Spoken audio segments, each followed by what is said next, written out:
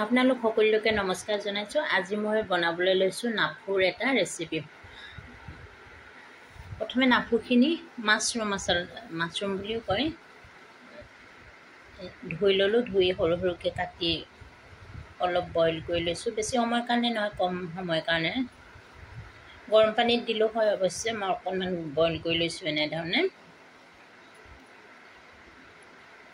পিঁয়াজ, ৰচুন, জলকীয়া আৰু বিলাহী কাটি লৈছোঁ সৰু সৰুকৈ। বেলেগ এটা কেৰাহীত মই এনেদৰে তেল অকণমান দি গৰম কৰি তাতে বিলাহীৰ, পিঁয়াজ, ৰচুন, জলকীয়া আটাইখিনি অকণমান ভাজি লৈছোঁ।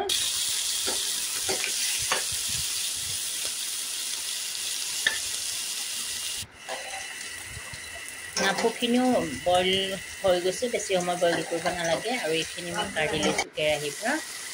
আৰু ইফালে মোৰ এইখিনিও ৰঙচুৱাকৈ ধুনীয়াকৈ ভাজি হৈ গৈছে।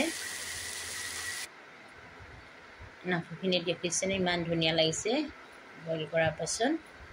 মিক্সাৰ জাৰত এইখিনি মই ভালদৰে পিচি ল'ম এতিয়া।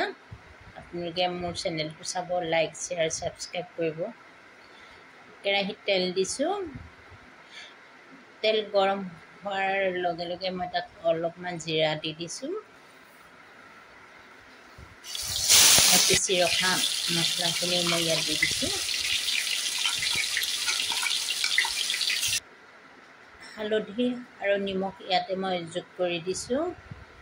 আৰু এইখিনি প্ৰথমে অলপ ফ্ৰাই কৰি লোৱা হৈছে, সেইকাৰণে ইমান বেছি সময় ফ্ৰাই কৰিব নালাগে। দেখিছেনে ইমান ধুনীয়া ৰং আহিছে। আৰু নাফুখিনি মই ইয়াতে দি দিছোঁ।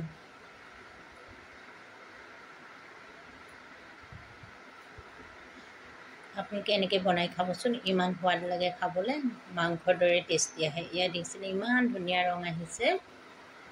আপোনালোকে কেনেদৰে বনায় মোক জনাবচোন। মই এনেদৰেই বনাওঁ মাছৰুম আনিলে। অলপ সময়ৰ কাৰণে সিজিবলৈ দিছোঁ ঢাকন দি। এয়া ৰেডি হৈ গৈছে মোৰ আজি মোৰ ৰেচিপি মাছৰুম। মোৰ ভিডিঅ'টো চাই কেনেকুৱা পালে জনাব দেই আপোনালোকে। ধন্যবাদ থাকিল সকলোলৈকে।